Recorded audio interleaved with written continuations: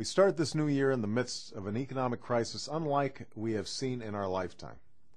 We learned yesterday that in the past month alone, we lost more than 500,000 jobs, a total of nearly 2.6 million in the year 2008. Another 3.4 million Americans who want and need full-time work have had to settle for part-time jobs. And families across America are feeling the pinch as they watch debts mount, bills pile up, and savings disappear. These numbers are a stark reminder that we simply cannot continue on our current path.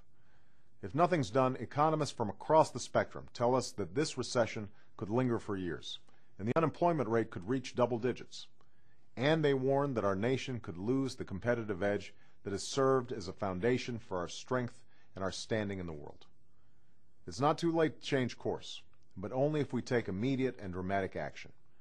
Our first job is to put people back to work and get our economy working again.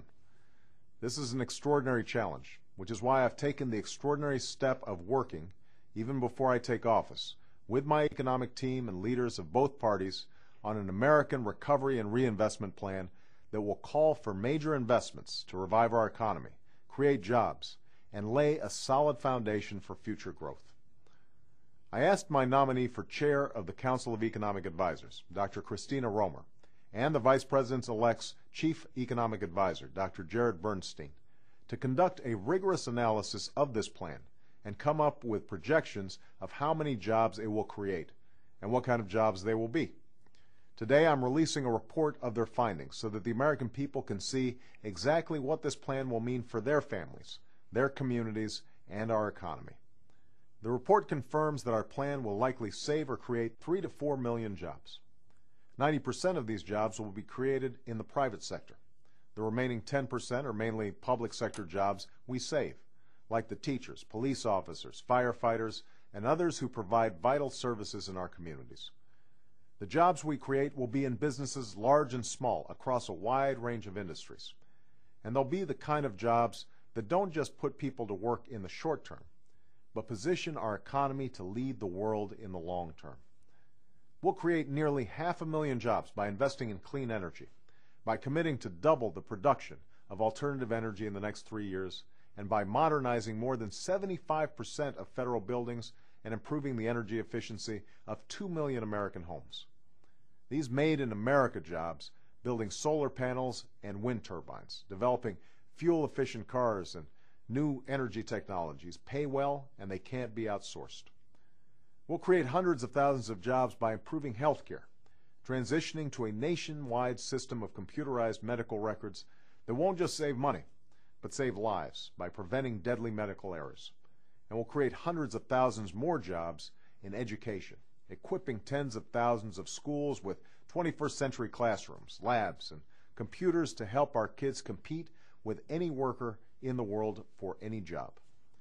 We'll put nearly 400,000 people to work by repairing our infrastructure, our crumbling roads, bridges, and schools.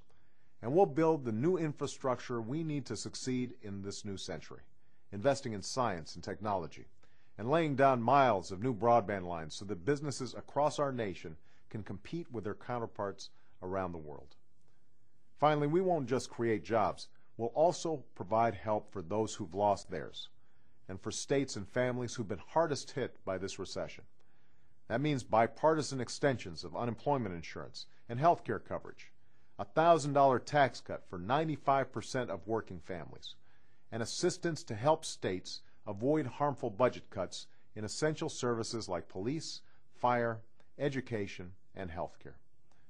Now, given the magnitude of the challenges we face, none of this will come easy. Recovery won't happen overnight, and it's likely that things will get worse before they get better. But we have come through moments like this before. We're the nation that's faced down war, depression, and fear itself, each time refusing to yield, each time refusing to accept a lesser fate. That's the spirit that has always sustained us, that belief that our destiny is not written for us, but by us, that our success is not a matter of chance, but of our own courage and determination. Our resources may be finite, but our will is infinite. And I am confident that if we come together and summon that great American spirit once again, we will meet the challenges of our time and write the next great chapter in our American story.